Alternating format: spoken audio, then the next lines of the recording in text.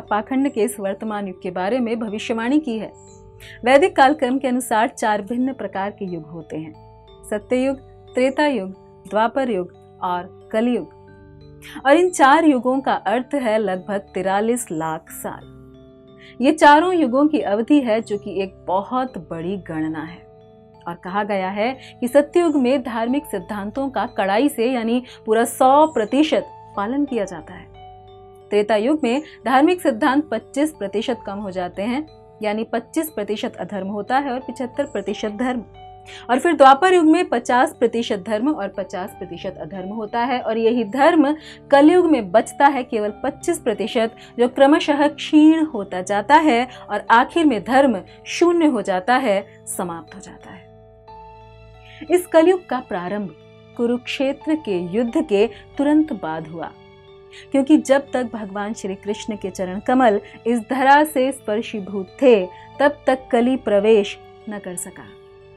और इस कलयुग के हमने अभी कुल 5000 वर्ष बिताए हैं और 4,27,000 साल अभी भी बाकी हैं। और कलयुग का ये वर्णन श्रीमद् भागवतम के 12वें स्कंध में दिया गया है, जिसकी रचना स्वयं भगवान के अवतार श्रील व्यास देव जी ने की है। क्योंकि वे भूत, वर्तमान तथा भविष्य के ज्ञाता थे, अतः वे पूर्ण यथार्थता के साथ कलयुग का वर्णन कर सके। और ये वर्णन है कि कलयुग के प्रभाव से धर्म, सत्य, पवित्रता, क्षमा, दया, आयु, शारीरिक बल तथा स्मरण शक्ति दिन प्रतिदिन क्षीण होते जाएंगे। वित्तमेव कलौ नृणाम, यानी आप किसी तरह से धन प्राप्त करते हैं तो मानो आपने सब कुछ प्राप्त कर लिया।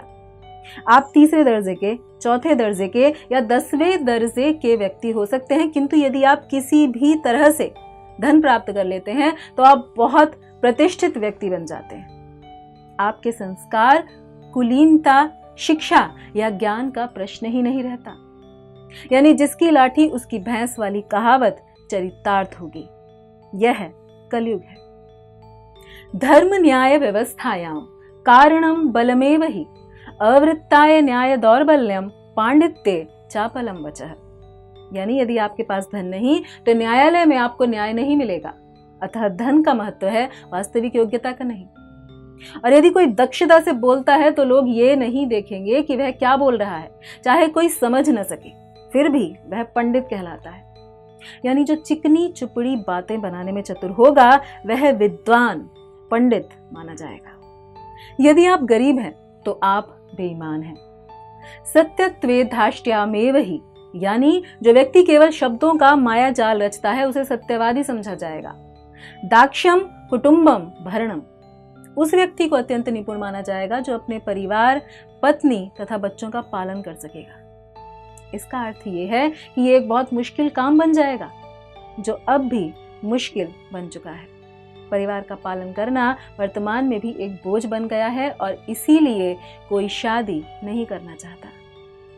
पुरुष तथा स्त्रियां केवल ऊपरी आकर्षण के कारण एक साथ रहेंगे और व्यापार की सफलता कपट, छल पर निर्भर करेगी। पुरुषत्व तथा स्त्रीत्व का निर्णय कामशास्त्र में उनकी निपुणता के अनुसार किया जाएगा और केवल जनेऊ पहन लेने भर से किसी को ब्राह्मण मान लिया जाएगा। कलयुग में लोगों की बुद्धि नास्तिकता से पीड़ित होगी और नास्तिकता के कारण लोग भगवान के अस्तित्व को स्वीकार ही नहीं करेंगे। जहां जलाशय होगा उसे तीर्थ स्थान मान लिया जाएगा और बालों की सजावट को, केश सज्जा को मनुष्य की सुंदरता का आधार माना जाएगा। धर्म का पालन मात्र यश पाने के लिए होगा, चाहे उन्हें भगवान के विषय में कुछ पता हो या नहीं।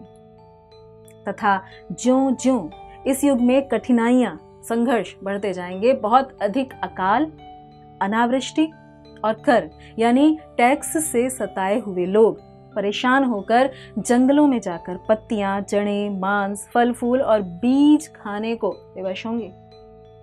श्रीमद् भागवतम में भविष्य का प्रामाणिक वर्णन हुआ है।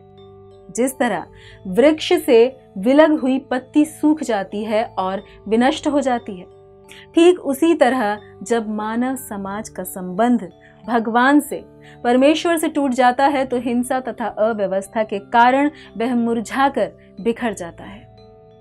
एक छोटा सा उदाहरण कि हमारे पास कंप्यूटर और मिसाइल है, एटम बॉम्ब है, लेकिन यदि भगवान वर्षा ही नहीं करें तो हम भूखों मर जाएंगे। और इस तरह से शीत, उष्ण, ओलों की वर्षा, इन सब से व्यथित होते होते धीरे धीरे मनुष्य की जीवन अवधि बहुत कम हो जाएगी। शरीर भी धीरे धीरे आकार में कम होते चले जाएंगे और सबसे प्रसिद्ध व्यवसाय होंगे चुराना, झूठ बोलना और हिंसा करना। सब व्यक्ति शूद्र हो जाएंगे व गाय का आकार बकरी के जैसा हो जाएगा। जॉइंट फैमिलीज यानी संयुक्त परिवार होंगे ही नहीं, और ये तो हम आज भी देख रहे हैं कि आजकल लोग एक साथ नहीं रह पाते। अधिकांश वृक्ष भी छोटे छोटे हो जाएंगे व आसमान में बादलों से वर्षा कम व बिजली अधिक चमकेगी। ये हैं कलयुग के क्लेश, कलयुग के लक्षण।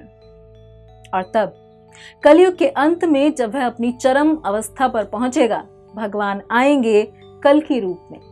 वे धर्म का संरक्षण करेंगे और उन सभी चोर व तथा कथित राजाओं का वध करेंगे जो लोगों को प्रताड़ित कर रहे होंगे।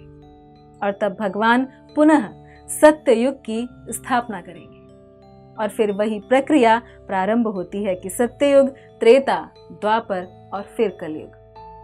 परंतु कलयुग में रहते हुए भी हम हर क्लेश से मुक्त रह सकते हैं, केवल हरिनाम का कीर्तन करने से।